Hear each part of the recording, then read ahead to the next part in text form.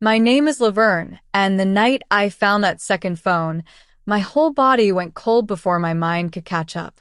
It was sitting in my palm like a snake I'd picked up by mistake, cheap black plastic, a little cracked at the corner, the kind of phone you buy when you don't want nobody looking too close. The screen lit up with one new message, bright in the dark of my car, parked behind the fellowship hall. Can't wait to feel you again, my king. Don't make me wait too long.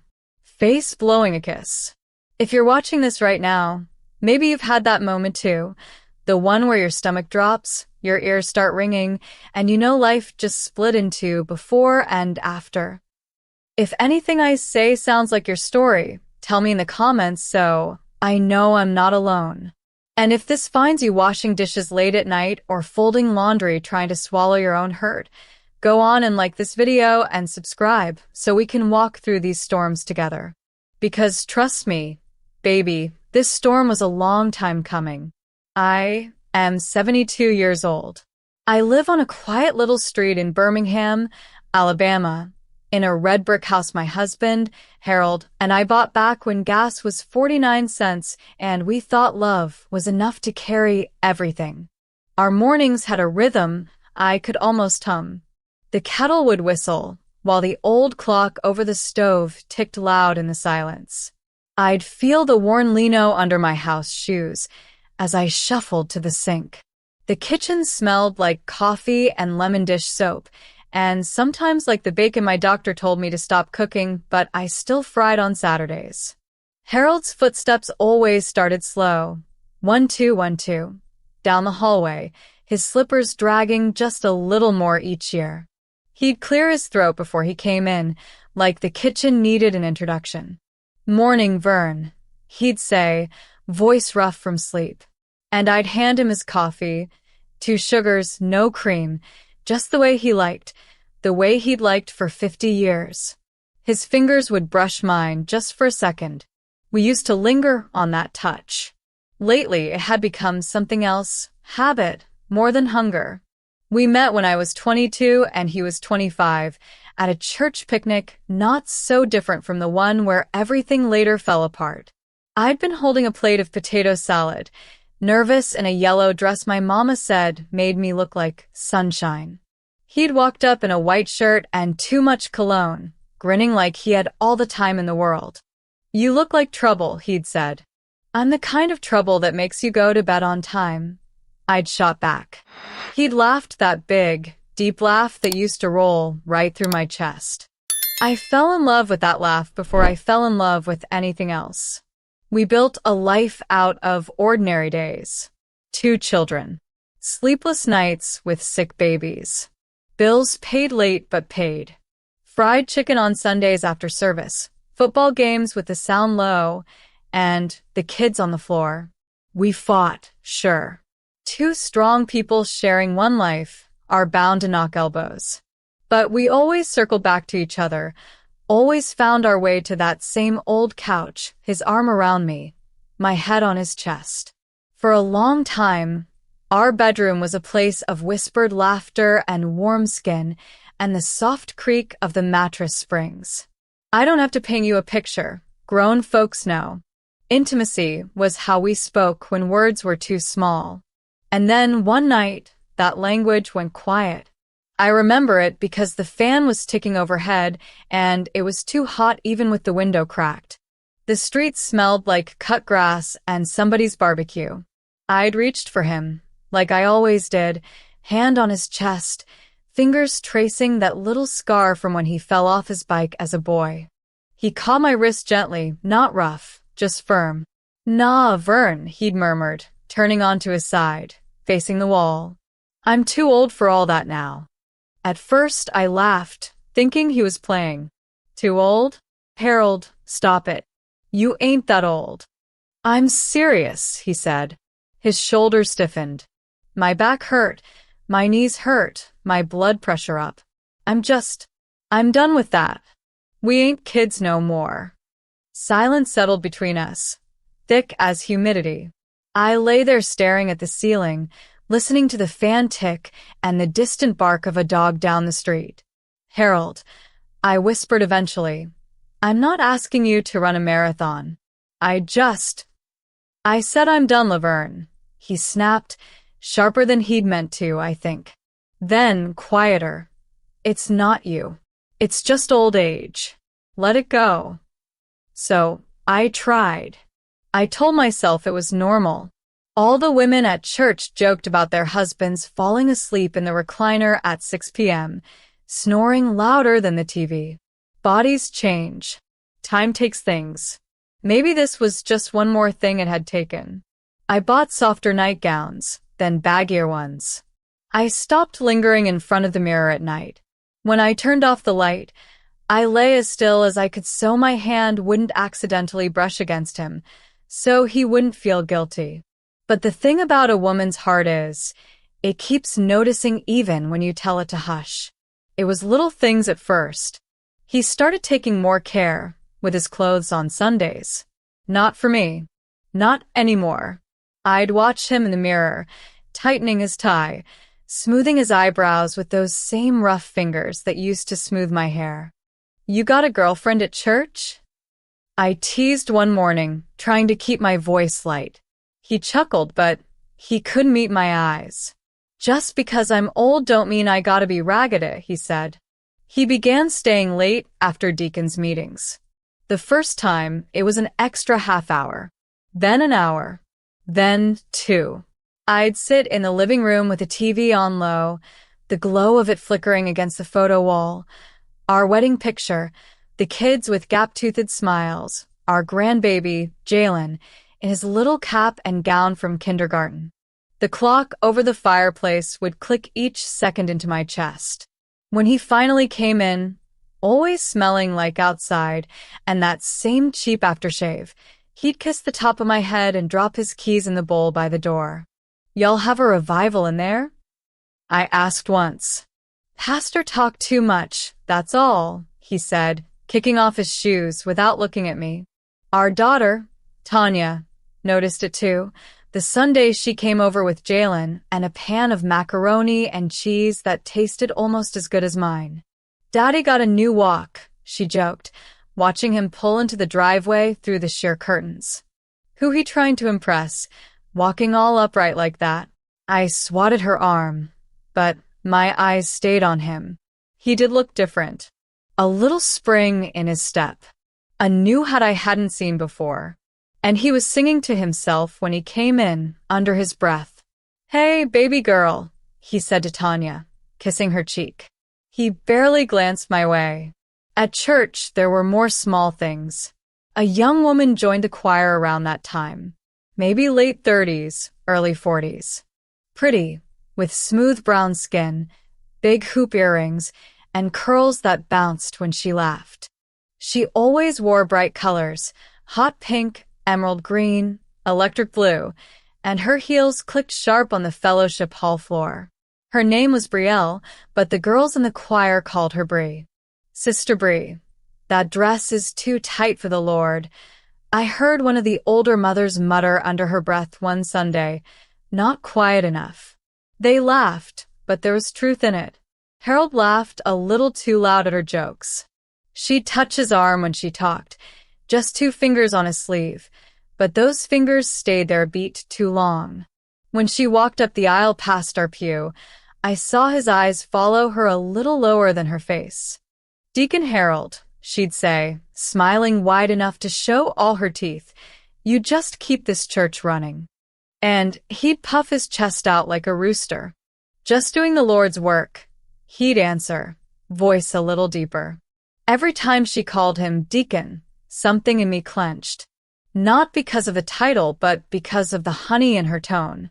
It was the way I used to say his name when we were young and foolish and alone. I tried to tell myself I was being paranoid. Jealousy can make a woman see shadows where there ain't nothing but light. I'd been faithful to that man through babies and bills, through layoffs and late-night arguments. He'd been faithful to me. That's what I believed. That's what I needed to believe. We were old.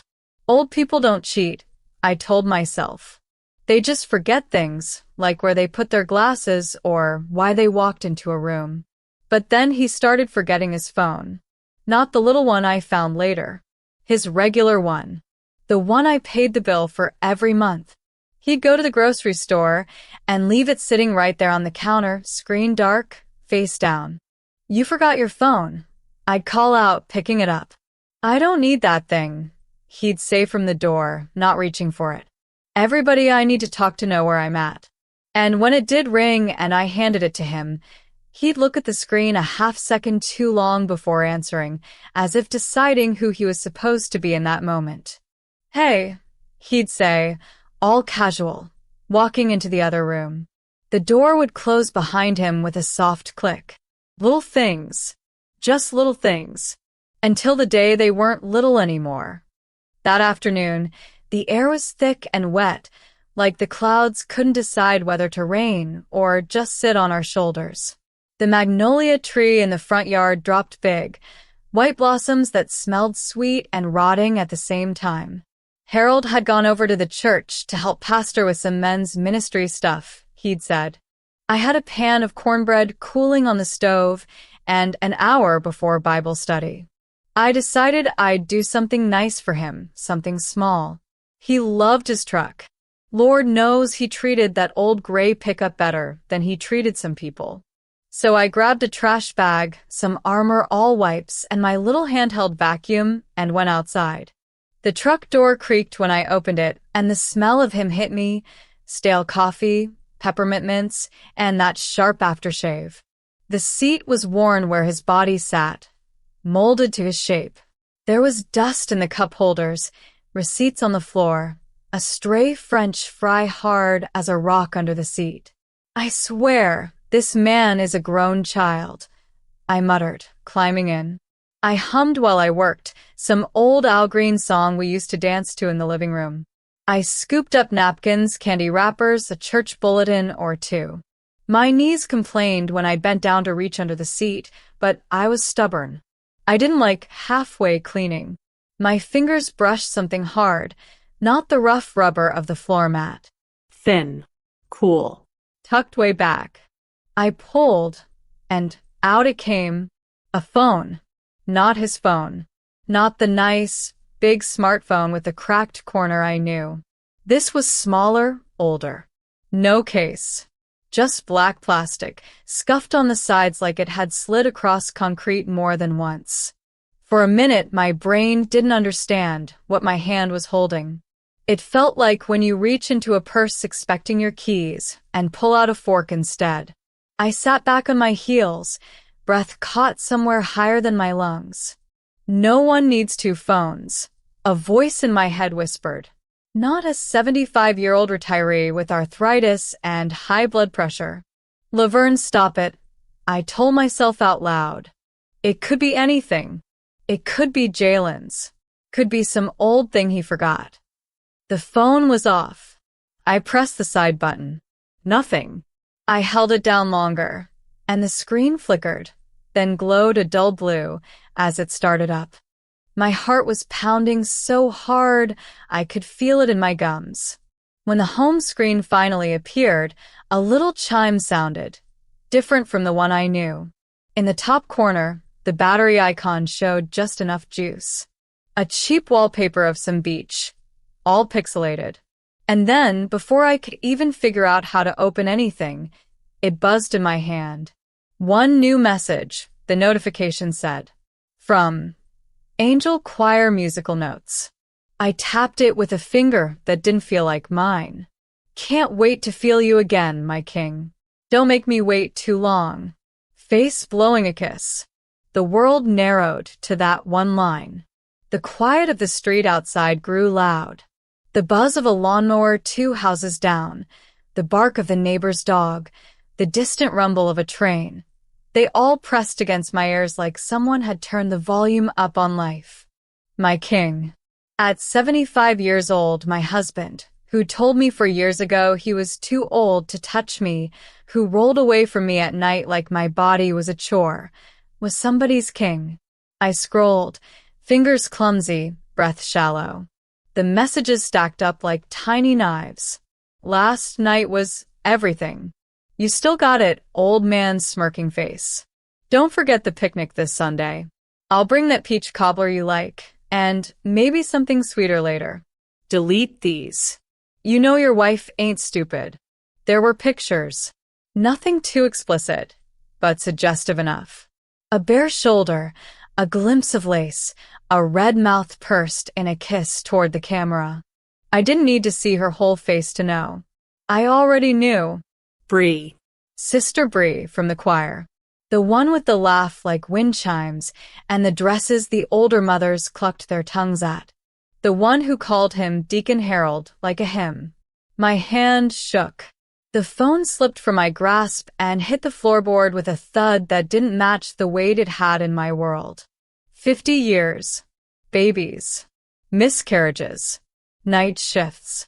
Funeral flowers. Mortgage payments. I'd stood beside that man when his daddy died, when his brother went to prison, when he broke his ankle and cried like a child from the pain. I had watched him fade and grumble and get softer in the middle and harder in his habits, and I had still loved him. I had made peace with empty evenings and quiet nights. I had told myself this was just what old age love looked like. Meanwhile, he was parking his truck in motel lots and letting some choir girl call him king. For a long time, I just sat there, the vacuum cleaner still humming against the seat where I'd left it, the bag of trash crinkling under my knee. I don't know how long passed. Long enough for the sun to shift, for shadows to move across the dashboard. Long enough for my tears to dry sticky on my cheeks. Eventually, I reached down, picked up that phone, and slid it into my apron pocket. If he could keep secrets, so could I. That evening, I fried chicken. Not because I wanted to, the smell of hot grease made me nauseous, but because that was our routine on Bible study nights. Fried chicken. Make rice. Warm some green beans from the weekend. Act like the world was still on its axis. The oil popped and hissed in the skillet, tiny burns kissing my wrist. The kitchen filled with the smell of seasoned flour and pepper. The clock over the stove ticked, slow and steady. His truck pulled into the driveway, right on time. I heard the door, the familiar jangle of keys in the bowl. "Smells good in here," he called out. I swallowed, wiped my hands on the towel, and turned. He stood in the doorway like always, same old Harold. Gray at the temples, shoulders a little stooped, stomach soft under his polo shirt. But now, when I looked at him, I saw that phone in my mind, those messages, that little red kiss emoji. "Dinner in 5 minutes," I said. My voice sounded almost normal. That scared me. He washed his hands at the sink, humming under his breath. Some gospel song Bree had led on Sunday. We sat down at the table, the same table we'd bought used when Tanya was a baby. The wood was nicked where the kids had banged forks and schoolbooks. I'd polished it 1,000 times. I'd set plates for birthdays and anniversaries and arguments at this table.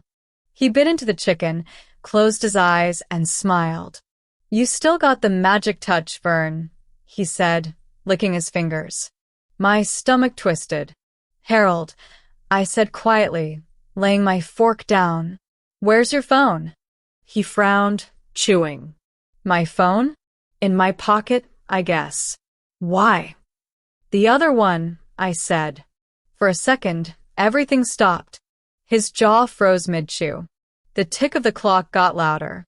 Somewhere outside, a siren wailed and faded. "The other one," he repeated.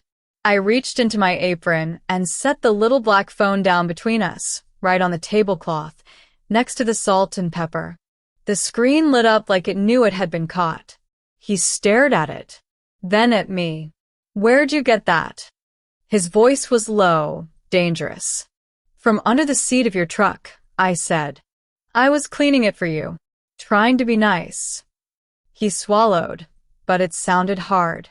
He reached for the phone, but I put my hand over it. "Don't," I said. For the first time in a long time, he really looked at me.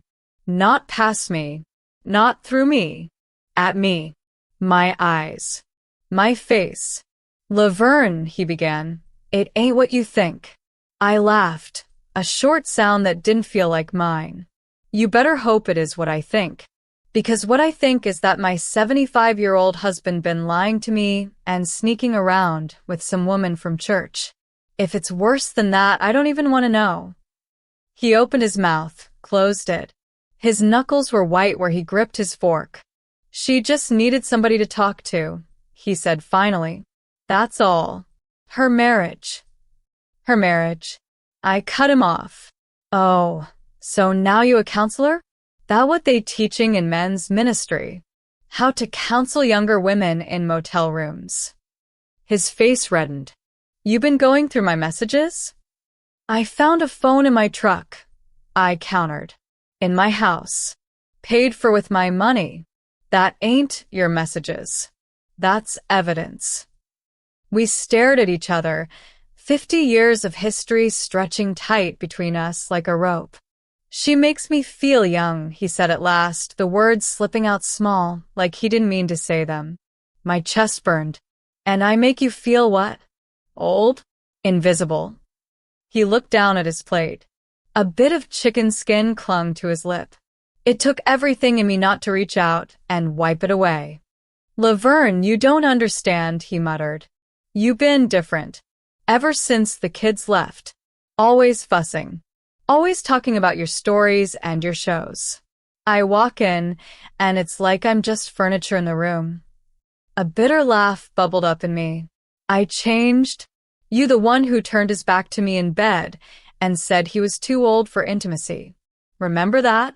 Or you forgot like you forget your phone. I got health issues, he shot back. My back, my knees. But not too many issues to be somebody's king, I said softly. His eyes flicked up, shocked. Yeah, I whispered. I read that part. Silence. Thick. Heavy. He pushed his plate away. The fork scraped against the ceramic. A harsh, ugly sound. You gone tell the kids? He asked, voice flat. Should I? Asked back. He rubbed his forehead with his fingertips, eyes closed. For the first time, he looked old to me. Not just older than before. Old. Tired. Small. I messed up, he said. I know I did. But, Vern, we got 50 years in. You gone throw that away over some texting? Some foolishness. Texting. Foolishness. My mind went back to those messages, to that red kiss, to motel mentions, and last night. That wasn't just texting. That was him handing pieces of our life to somebody who hadn't earned them. I don't know what I'm gonna do yet, I said honestly. But I know this. I'm not the fool you've been taking me for. We finished that meal in silence. The chicken got cold on our plates. The clock ticked on. Somewhere in the distance, thunder growled. That night, he slept in the bed beside me like always. But there was an ocean between us, and I was the only one who felt like she was drowning. I could have blown everything up right then. Called Tanya, crying into the phone. Called Pastor Lewis, told him his deacon was a hypocrite. Walked up to Bree after choir practice and snatched the earrings out her ears. The old me, well, the younger me, might have done some of that. I used to have a temper that came up quick like summer rain, then dried just as fast. Age had smoothed some of those edges, but it hadn't dulled my memory. Instead, I did something Harold never imagined I could do. I waited, and I watched. Over the next week, I kept that little phone charged and close. When he went to shower, I'd open it and scroll. More messages, more foolishness. You coming Sunday, right? I'll wear that blue dress you like. The one you said make me look like water. You know your wife don't appreciate you like I do. She's stuck in the past. Every time I read something, my heart broke a little more. But it also hardened in places that had been soft too long. He thought I was stupid. He thought old age had dimmed my eyes and dulled my wits. He forgot who he married. One afternoon, my neighbor and oldest friend, Denise, came over with a basket of peaches from her cousin's yard. We sat at my kitchen table, peeling fruit and letting the skins curl into little red snakes in the bowl. "You look thin around the eyes, girl," she said, studying me. "What's going on?" I hesitated. The blade of my paring knife slid slick along the peach, juice sticky on my fingers. "Denise," I whispered, "you ever find something you wish you never saw?" She put her knife down. The kitchen fan whirred overhead, pushing warm air around. "What did that man do?" she asked, already knowing the answer. I told her. Not every dirty detail, but enough. The second phone. The messages. Bree. The king foolishness. She listened without interrupting, hands folded, eyes on my face. When I finished, she leaned back and let out a low whistle. "Men don't retire from being selfish, do they?" she said. "They just find cheaper phones." I laughed, even though nothing was funny. "You gonna leave him?" she asked gently. The question hung there heavy. Leave. At 72. Where would I go? This house was mine. Ours, paid off with both our sweat. My children had lives of their own. I had a bad knee, a small pension, and a pantry full of memories. "I don't know," I admitted. "All I know is I can't unknow what I know now. I can't go back to thinking he's just tired and old when really he picking and choosing where to spend his energy." Denise nodded slowly. "Then don't go back," she said. "Go forward. But go forward smart." "Smart how?" I asked. She took a peach slice, popped it into her mouth, chewed thoughtfully. "You said they meeting at the church picnic Sunday, right?" she asked. My eyes narrowed. "I didn't say meeting," I said. She waved her hand. "I know what you said, and I know what it meant. Men are predictable, Laverne. He gon' go where he feel admired. She gon' go where she feel desired. Both of them gone think they the only ones in on the secret." She leaned closer. "So you show them they wrong." Her words sank in like seeds into wet soil. Sunday. Church picnic. Hot dogs and praise music and folding chairs under the big oak trees. Kids running around in their church shoes. Women fanning themselves with paper fans that said, "Jesus Saves," on one side and had funeral home ads on the other. Sister Bree in some loud dress, walking like the ground was hers. Deacon Harold in his best hat, laughing too loud. "Denise," I said slowly, "you ever see one of them sting operations on TV?" She grinned. "Girl, I was just thinking the same thing." We plotted over peaches and coffee, two old black women at a kitchen table, calm as could be, planning to shift the axis of our little world with nothing but truth.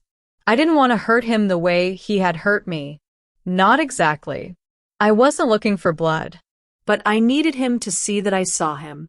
That everybody could see him if I chose. I wanted him to feel the weight of what he'd done in a place that mattered to him. For Harold, that place was the church. I'm going to pause here, baby, because this is where the story turns from quiet hurt to quiet power. If you were me, 72, 50 years into a marriage, your heart busted but your mind still clear, what would you do next? Would you burn it all down or play it cool and plan your move? Tell me in the comments what your next step would be, and make sure you're subscribed so you don't miss the rest of this story and others like it. Denise and I talked until the peaches turned brown around the edges. We weren't loud. We weren't dramatic. Just two women who'd lived long enough to know that when life punches you in the gut, you don't always swing back wild. Sometimes you step aside, let the blow pass, then decide where to land yours.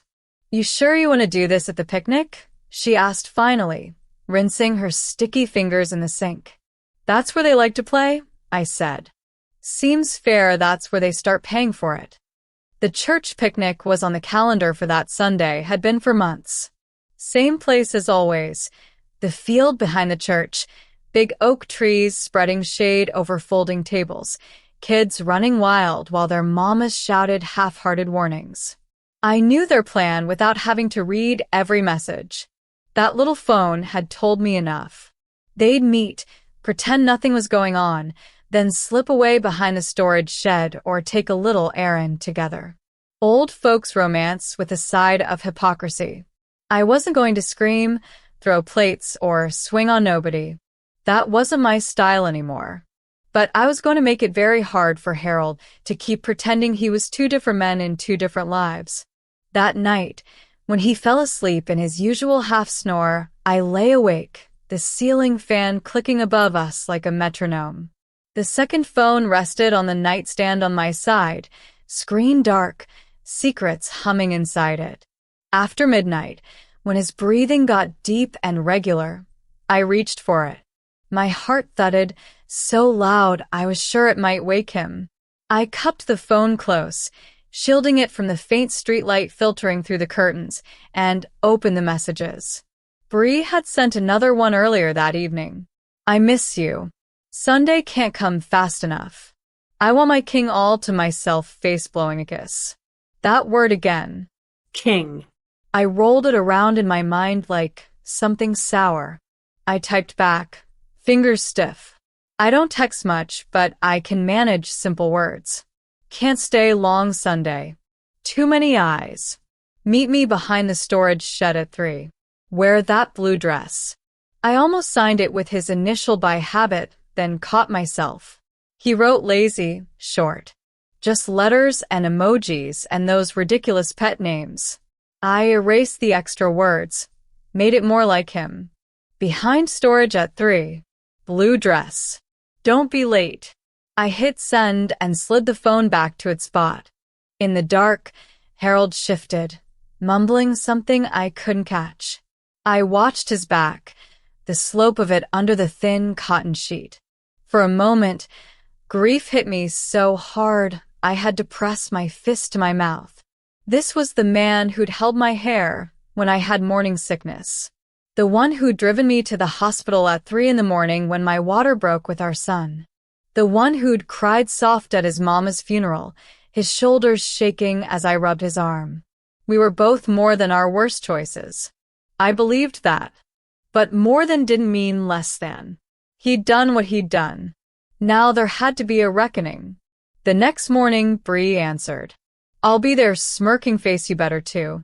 Don't make your queen beg. Queen. King.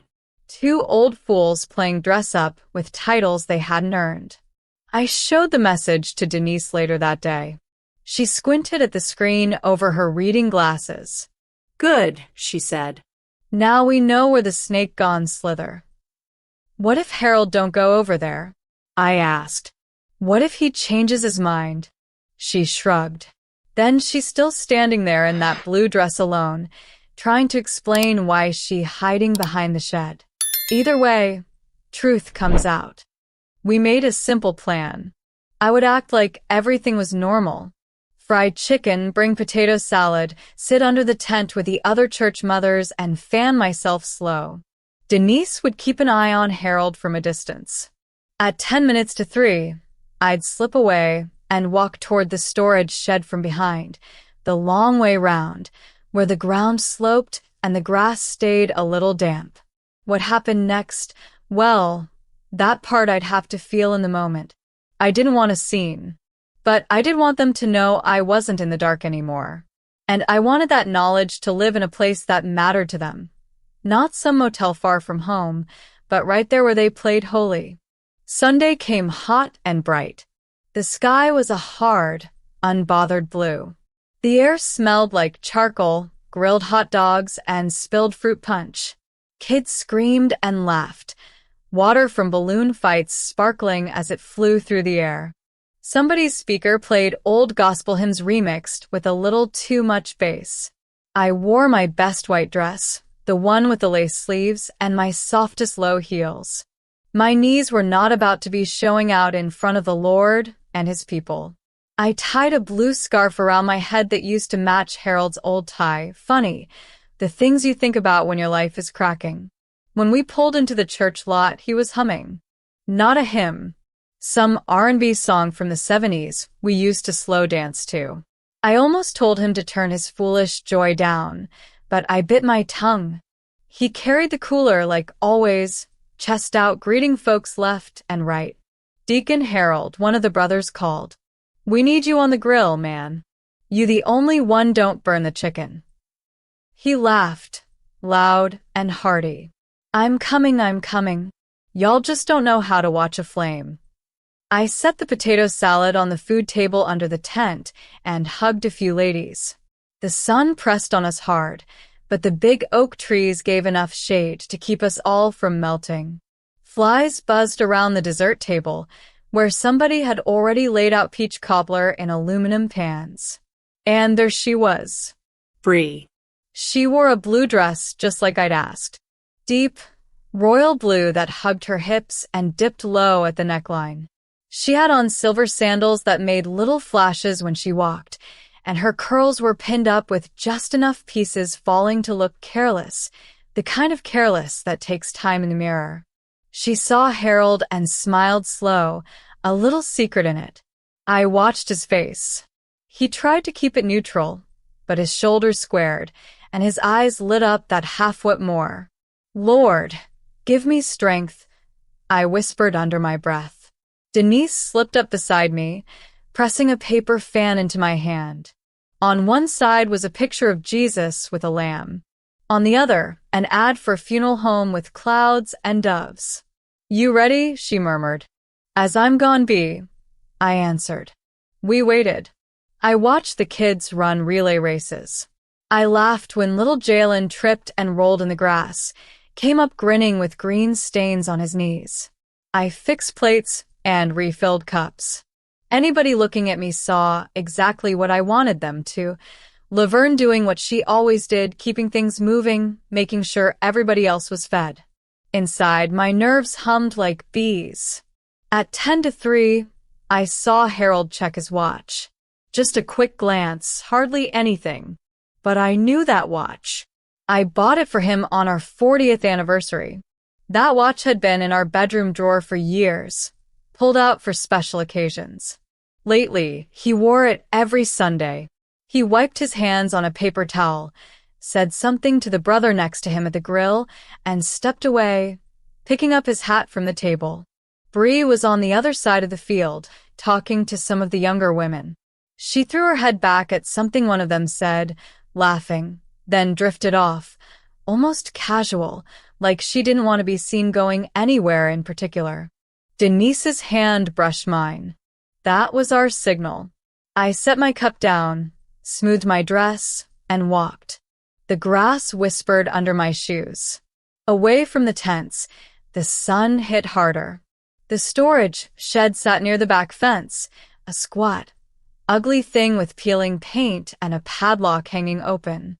The air behind it always smelled faintly of gasoline and old wood. I could hear them before I saw them. "I told you, we can't stay long," Harold's voice low, tense. "Oh, come on now." Breeze, soft and coaxing. "Can't you just hold me for a minute? I wore this dress for you."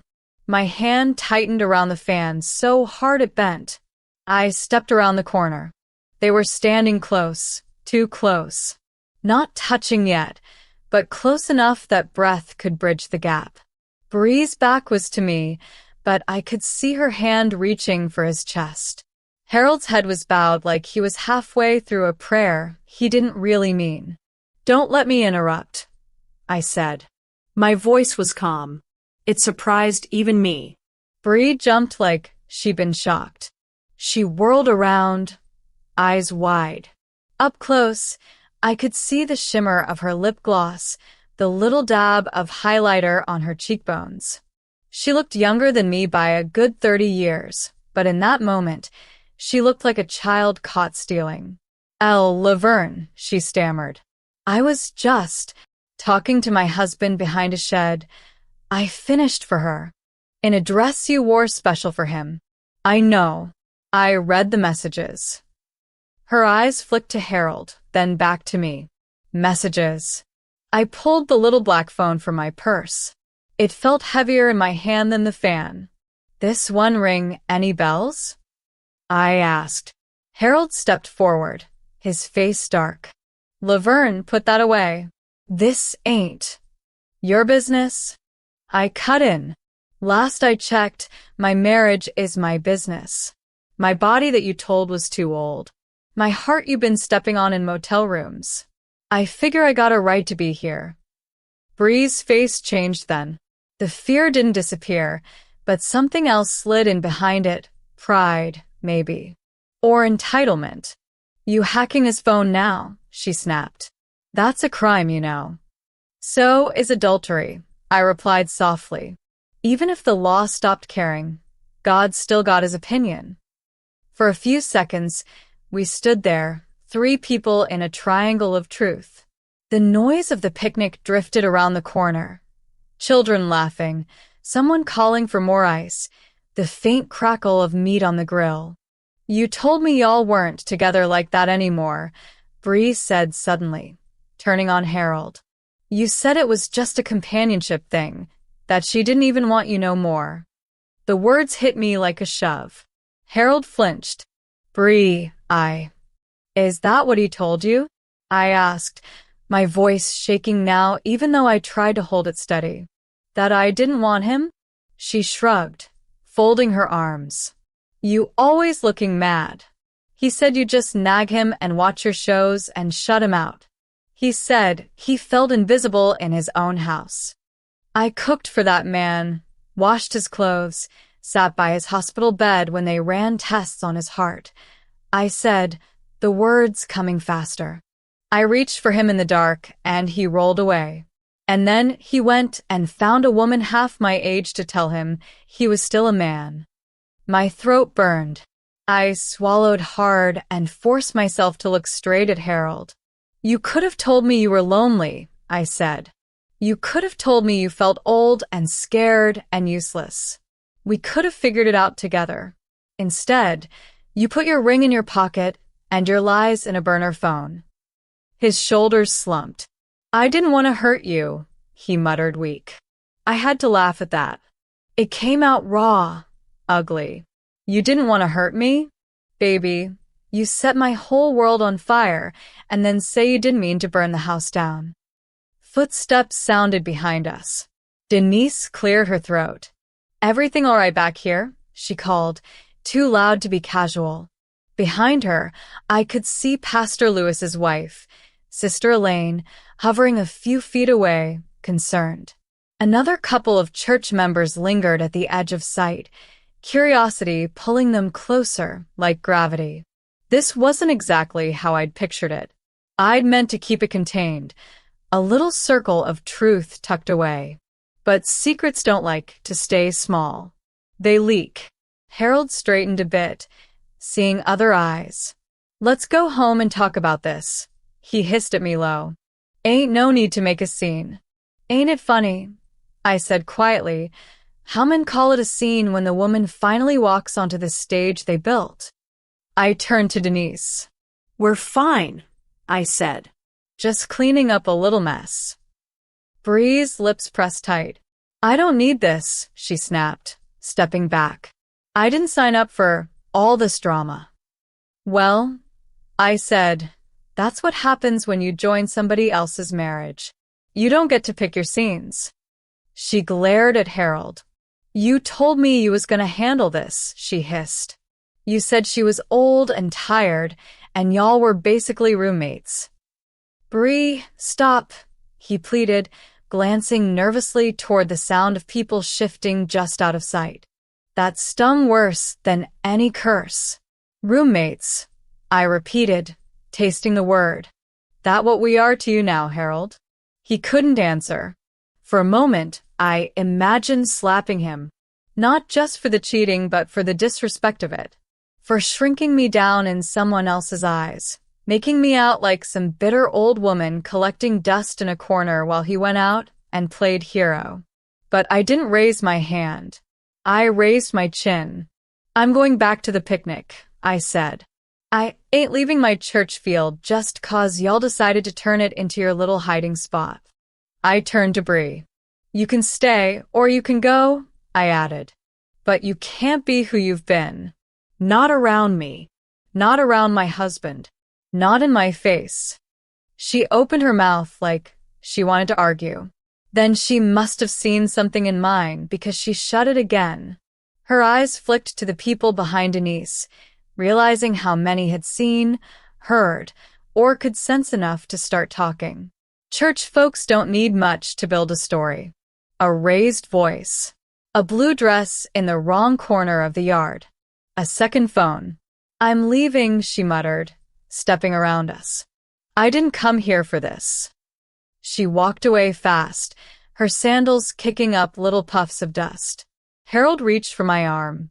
"Laverne." I stepped back. "Don't you touch me," I said. I walked out from behind that shed into the sunlight, my heart pounding, my hands shaking, but my back straight. The conversations under the tent dimmed for a second when people saw my face. Or maybe that was just in my mind. Either way, I went straight to the drink table, poured myself some lemonade, and took a long, slow sip. Denise stayed near, a steady presence. She didn't need to say anything. Her being there was enough. A few minutes later, Harold came back around, sweat on his forehead, his hat in his hands instead of on his head. His smile looked pasted on. "You all right, Deacon?" one of the brothers asked. "Hot back there," he said. "That's all." But he didn't look at me for the rest of the afternoon. We went home together in name only. He drove. I stared out the window at streets I'd known longer than I'd known my own figure in the mirror. Little boys on bikes, old men on porches, women carrying grocery bags with their shoulders squared against the weight. When we got inside, I took off my shoes and went straight to the bedroom. He followed, hovering in the doorway like the threshold was a line he wasn't sure he could cross anymore. "You had to do that there?" he asked, his voice a mix of anger and shame. "In front of everybody?" "I didn't raise my voice," I said. "I didn't call nobody out by name. They saw what they saw 'cause you went where you went. Don't put that on me." He sank down on the edge of the bed, elbows on his knees, hands hanging between them. "I'm sorry," he said finally, barely audible. I sat in my chair by the window, the one where I read my Bible and watched the neighborhood. The late afternoon light slanted in, warm and unforgiving. "For what?" I asked. He looked up, confused. "What you mean, for what?" "I mean be specific," I said. "You sorry I found out? Sorry you got caught? Sorry your little fantasy got interrupted? Or you sorry for how you broke your vows and my heart?" He swallowed. The Adam's apple in his throat bobbed like it might choke him. "I'm sorry I let it get that far," he managed. "I'm sorry I made you feel less than. You not. You never been. I felt old. She made me feel like I still had something to offer." "And I didn't?" I asked quietly. He closed his eyes. "It ain't about you," he murmured. "It was about me. My pride. My fear. I was scared of disappearing. So you made me disappear instead," I said. We sat in that heavy silence, two old people with too many years behind us and not enough ahead to waste on lies. "I'm not ready to decide what happens to this marriage yet," I said eventually. "But I know something's gone change starting tonight." He looked up, wary. "First," I said, "you sleeping in the guest room. I don't care how old you are or ain't. You don't get to lay your head beside me like nothing's wrong." His shoulders sagged. He didn't argue. "Second, that little phone? Mine now. I'm taking it to Pastor Lewis. He need to know what his deacon been doing so he can decide if he's still fit to be up on that pulpit." Alarm flashed across his face. "Laverne, please don't. You embarrassed about that?" I cut in. "Good. Hold on to that. It might keep you from doing something worse." "Church is all I got," he whispered. I felt a flicker of pity. Then I remembered the messages about motel rooms and last night. Pity had to share the room with anger now. "You should have thought about that when you was behind that shed," I said. He didn't make a sound. Third, I added, we telling the kids. Together. I'm not carrying this alone, and I'm not having them think I left you or changed toward you for no reason if that's where this ends up. He flinched at that. Left you? Like the words were physical. You leaving me? He asked, voice raw. I don't know, I said honestly. Part of me wants to. Part of me remembers who you've been for most of these 50 years and don't want to throw that man away because this one showed up. I'm still talking to God about it. A tear slipped down his cheek. I hadn't seen him cry in years. Not like that, anyway. Not for us. I'll do whatever it takes, he said. Counseling. Stepping down from the board. Changing my number. Whatever you say. You ain't doing it for me, I replied. You doing it because you need to look at yourself in the mirror and recognize the man staring back. I already know who I am. He nodded slowly. Who are you? He asked, like he was scared of the answer. I'm Laverne, I said. The woman who held you down for 50 years. The woman you thought was too old to want. The woman you thought was too blind to see. I stood up, knees popping, and went to the dresser. I pulled out the extra pillows and a set of sheets and handed them to him. Guest room down the hall, I said. You remember the way. He took them without argument and walked out, his slippers sounding loud on the hardwood. That night, my bed felt strange without the shape of him in it. I won't lie to you and say I slept easy, alone and proud. I cried into my pillow, quietly, so the walls didn't hear. But somewhere between midnight and dawn, a calm came over me. Not happiness. Not yet. Just a steady, quiet knowing. I hadn't burned the house down, but I had finally walked into my own living room and turned on the light. 2 weeks later, we sat in Pastor Lewis's office, side by side but not touching. The room smelled like old books and coffee, the air conditioner humming in the corner louder than it needed to. The little black phone lay on the desk between us, like a witness. Pastor Lewis leaned back in his chair, fingers steepled under his chin. He was younger than us by a good 10, 15 years, but the last decade had put some gray at his temples and some weight in his size. I appreciate you bringing this to me, Sister Laverne, he said. Both of you. I didn't have much choice, Harold muttered. I shot him a look. You had a choice, I said. You just made the wrong ones for a while. Pastor Lewis glanced between us. Marriage is a covenant, he said slowly. But so is the position of deacon in this church. When a man falls short in one, it affects the other. Harold's hands clenched on his knees. So, what that mean? He asked softly. It means, Pastor said, that for a season you need to step down. From the board, from public leadership. You need to sit, listen, heal, and work on your house before you try to help with God's. Harold nodded, eyes wet. Yes, sir, he whispered. And you, Sister Bree has already, he cleared his throat, choosing his words carefully, decided to attend elsewhere for a while. I spoke to her. She has her own repentance to walk through. A little knot I didn't know I'd been holding loosened. I didn't wish her evil, but I needed her gone from my line of sight. As for your marriage, Pastor continued, looking at me now, I can't tell you what to do there. That's between you, your husband, and the Lord. I can recommend counseling. I can pray. But I won't stand here and tell you to just forgive and forget like it didn't happen. That wouldn't be fair to you. I blinked. I'd half expected him to say, stand by your man and think of your vows and all the other things folks throw at women when they don't want to look at men's mess. His measured words cracked something tight in my chest. Thank you, Pastor, I said quietly. On the way home, Harold was silent. No humming. No radio. Just the sound of the turn signal clicking and the tires rolling over familiar potholes. At home, we called the kids. Tanya came first, face tight, eyes sharp. She sat in the same chair where I did my Bible reading, legs crossed, one foot bouncing like a metronome of impatience.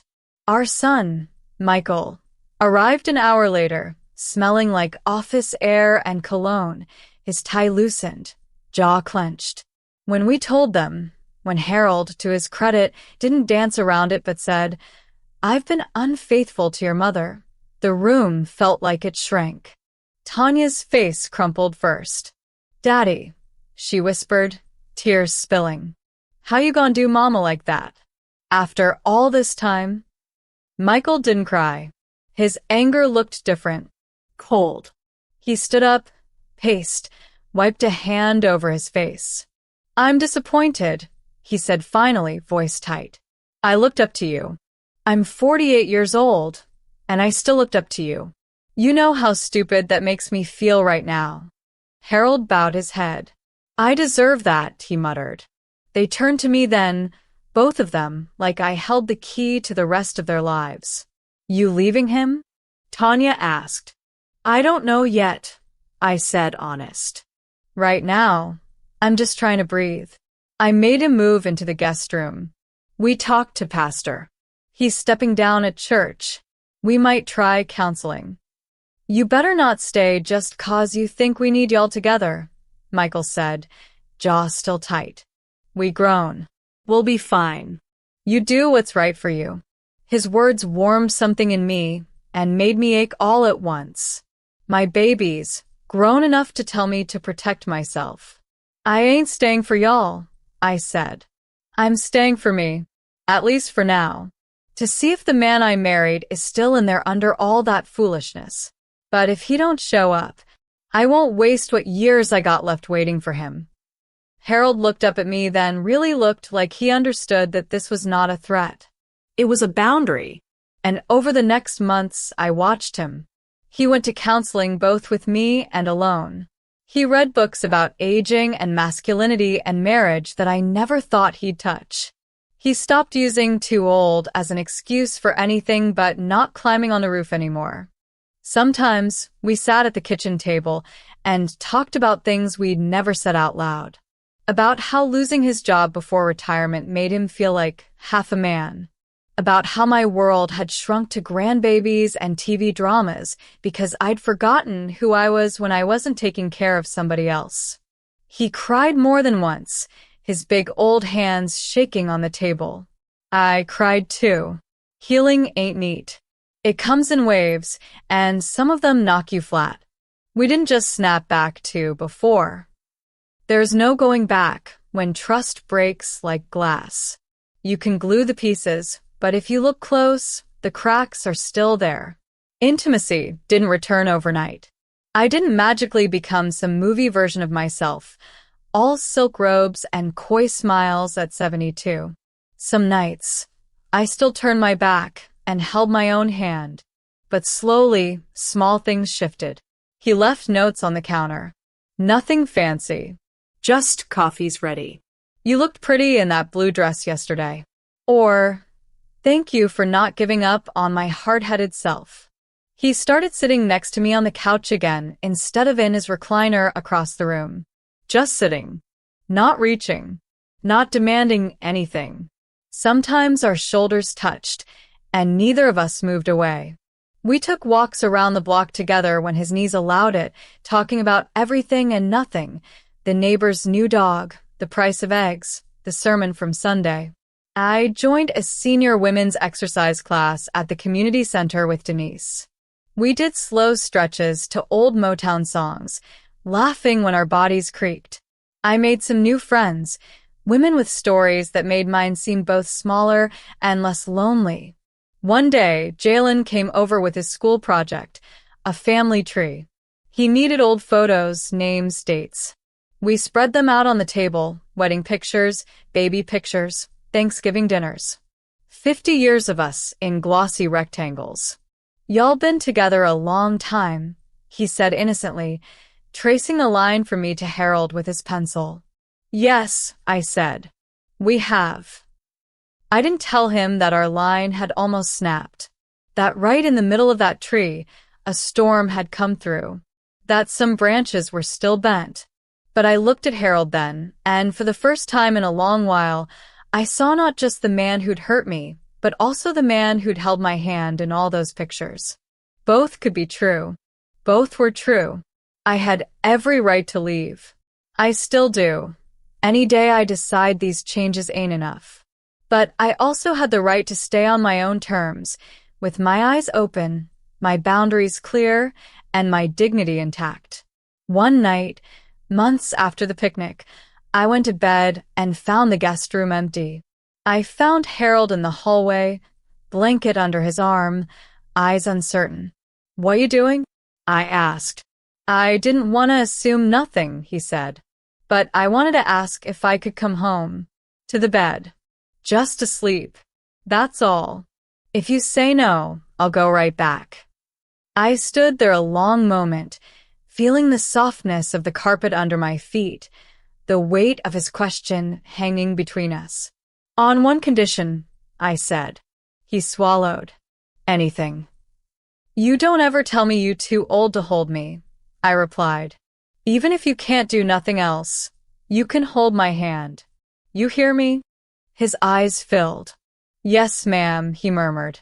"All right then," I said, stepping aside. He slid into the bed like a guest in a sacred place. We lay there, not touching at first, just sharing the same space. After a while, I felt his fingers inch toward mine under the covers, slow and unsure. I let them find me. Our hands laced together, old skin, new promise. We lay like that, listening to the fan tick overhead, the clock on the dresser mark each second we chose to keep trying. I didn't know how our story would end, but I knew this chapter belonged to me as much as it did to him. I knew I wasn't invisible. I knew I was still a woman, still worthy of being wanted, not just for my body, but for my heart, my mind, my history. And I knew that if he ever forgot that again, I was strong enough to walk away. If you've stayed with me this far, thank you. Maybe you're sitting in your own kitchen right now, staring at a phone you wish you'd never found. Maybe you're lying next to somebody who turned their back on you and told you your years make you less desirable, less worthy, less anything. Let me tell you plain, age doesn't make you less. It makes you more layered, more precious, more deserving of truth. I chose to stay for now because I saw real repentance and real change. Not just flowers and sorries, but quiet consistency when nobody was watching. That was my path. But staying is not more holy than leaving. The holiest thing you can do is honor the woman God made you to be. So I want to ask you, if you were in my shoes, would you have stayed and fought for the marriage, or packed your bags and saved your peace? What would dignity look like for you? Tell me in the comments.